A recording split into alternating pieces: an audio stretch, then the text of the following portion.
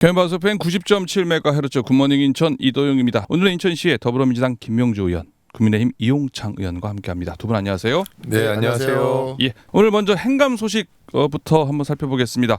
행감 어제로 끝났죠. 네.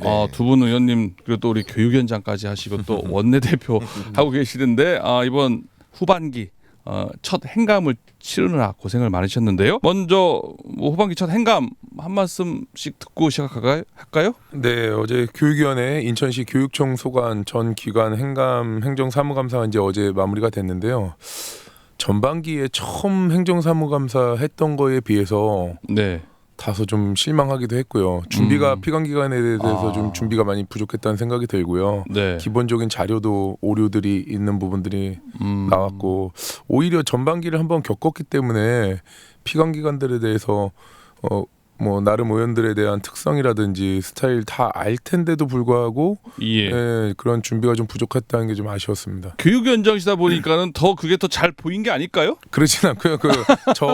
제가 이제 교육위원회 의원들 중에서 저와 이제 김종배 의원님이라고 계시는데 그 두 의원만 타 상임위에 있다고 기존에 다 교육위원회 계시던 분들인데도 불구하고 그렇게 말씀을 하세요? 예, 그게 저만 그렇게 한 게 아니라 기존에 교육위원회 계셨던 의원님들도 준비가 좀 부족했다는 지적들이 나왔습니다.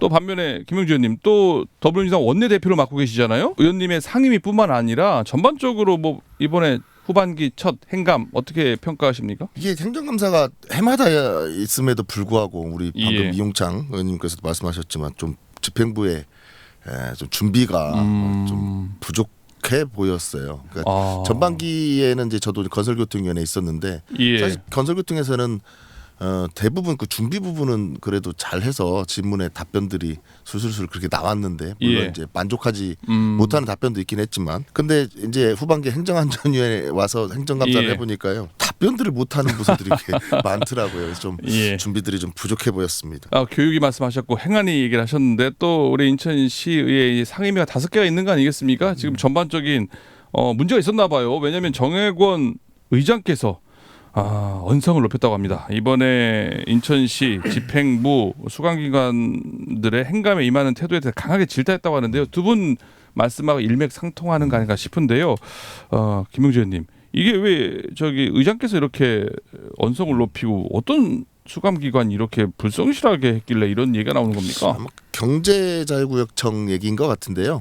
저희가 이제 행정감사 기간에는 집행부에 출입을 좀 사무처에 출입을 저희가 좀 자제를 시키거든요. 왜냐하면 의원들이 자료 준비도 하고 질문지도 작성하고 이래야 되는데 그런 것들이 사전에 누출되면 안 되니까 좀 그 출입을 자제시키는데 아마 뭐 피감기관에서 의원들이 자료 요구하고 하는 것들을 의회 사무처 안에 들어와서 컴퓨터를 쓰고 거기서 출력해서 제출하고 아마 이랬던 것 같고요. 그 대기 장소가 있는데 대기 장소 안에서 간식 먹고 다 어질러 놓고 치우지도 않고 가고 때로는 아까 말씀드렸듯이 출입을 좀 자제를 시켰는데 동의도 없이 의원들 방에 쑥쑥 들어와가지고 자료 책자 수정하고 가고 뭐 이랬다는 것 같아요. 그래서 좀 의장님께서 큰 좀 언성을 좀 높이신 것 같고요. 또 인천관광공사도 마찬가지 부당한 좀 징계가 있어서 그거에 대해서 바로잡는 그 질문들이 있었는데 끝까지 그걸 인정을 안 하고 버티고 그랬던 경우도 있고 그랬습니다.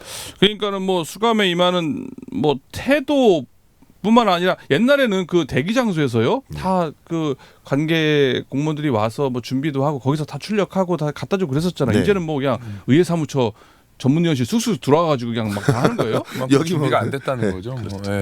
와, 그래요? 사실 예전에는 좀 그런 일 생각할 수 없었던 일이 지금 너무 손쉽게 벌어지고 있는 생각이 드는데요. 심지어 아까 인천관광공사 얘기를 들었는데요. 뭐 부당한 뭐 징계에 대한 얘기 쭉 할 때에 대해서도 끝끝내 인정을 안 했다. 징계를 한 그 이유에 대해서 설명을 하는 과정에서 이렇게 실제 행동을 그대로 뭐 따라한다든지 또 위원장이 계속 자제를 시켰음에도 불구하고 계속 자기 고집을 부린다든지. 그 얘기하니까는 그 옛날 생각이 좀 나는데요. 두 분이 건교이셨잖아요. 지난 행감이었었죠. 전반기 행감에서 인천교통공사와 한번 또 한바탕 큰 소동이 있지 않았었습니까? 또 그 주인공이 또 우리 이용창 의원님이셨던 것 같은데 그때 전반기 얘기 그때 어땠었죠? 네, 그 전반기에 인천교통공사에 이제 상임 감사로 있던 예. 분이었는데 이제 그 몇 가지 팩트들이 있었습니다. 문제점들이 그냥 의혹도 아니고 팩트들이었는데 네. 그 팩트들에서 질의응답을 하는 과정에서 뭐 동문서답을 한다던가 아니면 거기에 대해서 명확하게 얘기하지 않고 동문서답하던가 아니면 아예 거짓으로 얘기하던가 허위 답변한 거네요. 예, 그러니까? 허위 답변을 하고 했는데 오히려 거꾸로 예. 그 부분에 답변할 때 화를 내고 본인은 그런 적이 없다고 하고 예. 소리 지르고 이런 부분에 있어서 나중에는 그 행감이 끝나고 나서 상임위 행정감사가 끝나고 나서 그 부분에 있어서 이제 유정복 시장님도 공식적으로 그 인천시 산하의 공사공단에 대해서 앞으로 그런 일이 없게끔 하겠다고 해서 이제 유감을 본회의장에서 공식적으로 유감을 표명하기도 했는데 예. 이제 그걸로 끝이지 않고 이제 허위 답변을 했기 때문에 허위 증언을 한 거에 대해서는 인천시 의회 차원에서 공식적으로 고발을 했고요. 또 그분도 또 원래 좀 멈췄어야 되는데 왜 예. 그러셨는지 잘 모르겠는데 저를 또 예. 제가 마치 이제 허위 질문을 한 것처럼 저를 예. 명예훼손으로 고발했어요. 물론 이제 그건 당연히 이제 아예 뭐 그 선우가 어떻게 되는 거예요? 누가 먼저 고발한 거예요? 인천시의회에서 허위 답변을 먼저 고발한 겁니까? 예, 그 고발을 했죠. 예. 예, 허위 증언한 거에 대해서 허위 증언에 대해서? 고발했고 그런데 그분이 뭐 제가 명예훼손이라고 또- 명예훼손이다 이거는 아니다 이렇게 했는데 이제 당연히 뭐 그거는 무혐의가 나와 있고요. 아, 무혐의 예. 나왔군요. 이거는 속일 수가 없는 팩트들이었던 게 예. 그 당시에 교통공사의 직원들이 다 알고 있는 사실이었습니다. 그렇기 때문에 이건 뭐 빼도 박도 못하는 상황이었었는데도 불구하고 그렇게 좀 피감기관으로서 기본적인 태도도 안 돼 있었고 예. 또 더더욱이 하면 안 되는 허위 증언까지도 했고 이런 일들이었던 거죠. 뭐 용창 의원님은 거의 맛 고발 서로 당사자였었네요. 그러니까 어떻게 보면 정확하게 얘기하면 제가 고발한 건 인천시 시의회가 한 의회차에서 건데 언제는 둘이 붙으신 거 아니에요? 아니 그때 같이 김용진 의원님도 건교위 소속이셨죠? 네, 그랬습니다. 또 제3자 입장에서 보자면 네. 어떻습니까? 그분이 이제 임기가 다 끝나는 예. 시점이었거든요. 아무래도 임기 말이 되면 조금 자세들이 흐트러지는 것 같아요. 근데 끝까지 좀 우리 공직자들이 예. 그 자세를 좀 경직하게 좀 유지를 해줬으면 좋겠습니다. 이게 건교위 차원에서 이제 허위 증언에 고발했기 때문에 건교위원 전체가 뜻을 모아서 사실은 고소 고발을 한 거기 때문에 사실 의원들이 의견 일치가 있었네요. 예, 저는 오히려 그 당시에 행정감사 준비하면서 제가 그런 부분에 팩트 체크를 했었을 때 예. 그분이 공직 경험도 많고 노련하기 때문에 이렇게 좀 뭐 심려를 끼쳐서 죄송하다든지 그렇게 답변할 줄 알았습니다. 그러면 제가 더 이상 할 말이 없거든요. 그쵸. 예, 앞으로 예. 그런 일 없게끔 하십시오 했는데 완전 예상 외에 뭐 그런 태도와 답변들이 나오다 보니까 예. 좀 당황스럽기도 했습니다. 지금 전반기에 있었던 인천교통공사 사례도 얘기하셨고요. 네네. 고소고발전까지 불살했는데 아까 인천관광공사 얘기, 경제청 얘기도 했는데 왜 점점 이런 어떻게 보면 지금 의회의 주민의 대표 기관의 의회에 대한 어떻게 보면 경시, 뭐 아니면은 뭐 불성실, 뭐 이런 게 왜 점점 늘어날까요? 지금? 그 아까 말씀드린 그 인천 관광공사 같은 경우는 그 사장님이 예. 제가 얼마 전에 이제 시정 질문을 했던 그러니까 전 환경국장 출신이시거든요. 그렇죠. 예, 예. 그때 제가 인사 간담회도 제가 인사 간담 위원으로 제가 들어가서 질문을 네. 했었는데 그때도 태도가 비슷했습니다. 발끈하십니까? 발끈 정도가 아니라 그래서 좀 의회 차원에 좀 권위를 좀 세울 필요가 있다는 생각을 했고요. 예. 이번에도 마찬가지로 좀 유난히 좀 이번에는 좀 불성실한 태도들이 좀 많았다는 거고 경제자유구역 정도 마찬가지 이번에 청장이 바뀌었거든요. 예. 이제 우리 집행부에 있다가 간 청장인데 그 마찬가지로 집행부에 계실 때도 좀 답변이 좀 시원하게 좀 나오지 않았던 예. 부였었는데 청장으로 가시더니 그 조직이 또 마찬가지로 이렇게 되는 그래서 이 리더 한 명이 매우 중요하다 다시 한번 느꼈습니다.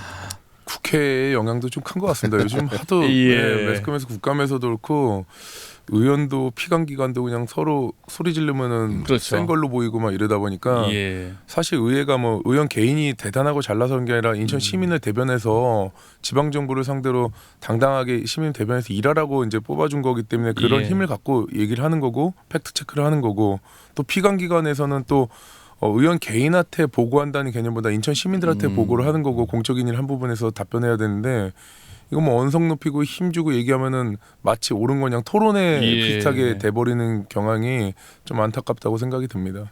그러니까는 이제 국회든 뭐 지방의회든 이제 대의기관으로서 좀 존중하고 네. 그걸 생각해서 해야 되는데 이거는 뭐 목소리 높이고 목소리 큰 사람이 잘 대응하는 것처럼 보이는 그런 네. 정치 풍조의 영예로 생각이라고 말씀하셨는데요. 이거 그럼 어떻게 됩니까? 이거 앞으로 좀 그런데 그런 게 좀 스스로 알아서 하면 좋은데 네. 이게 뭐 의회 차원에서 뭐 어떻게 할 수 있는 방법은 없나요? 물론 잘못된 부분에 대해서 지적을 저희가 하면 그 예. 지적된 부분을 개선을 해서 갖고 와야 되는 거죠. 그래서 끝까지 이게 확인 사살이 필요할 것 같아요. 그리고 이게 1년에 한 번만 행정감사를 하고 예. 또 상임위가 바뀌면 또 이제 상임위 의원들이 좀 바뀌지 않습니까? 그러니까 그걸 그 집행부에서 좀 이렇게 눈치를 보고 오는 것 같아요. 그런 부분들은 잘못된 것 같고 또 우리 앵커님께서 말씀하신 것처럼 사실 의원들도 좀 자세가 좀 필요하다. 그러니까 예. 어제 같은 경우는 사실 저희 행안위에서도 좀 동료 의원이지만 조금 눈살 찌푸리는 경우가 있었거든요. 예. 그래서 뭐 반말로 하거나 강압적으로 뭐 답변할 수 없는 부분을 답변을 요구하거나 이런 부분들은 또 의원들도 스스로 자중을 해야 되겠네요. 네, 그럴 필요가 집행부뿐만 아니라 의회 역시 의원들 역시 시민들의 삶의 질을 위해서 좀 더 정책 집중해야 된다는 얘기 하셨는데요. 4부에서 행감 얘기 좀 더 마저 나눠보겠습니다.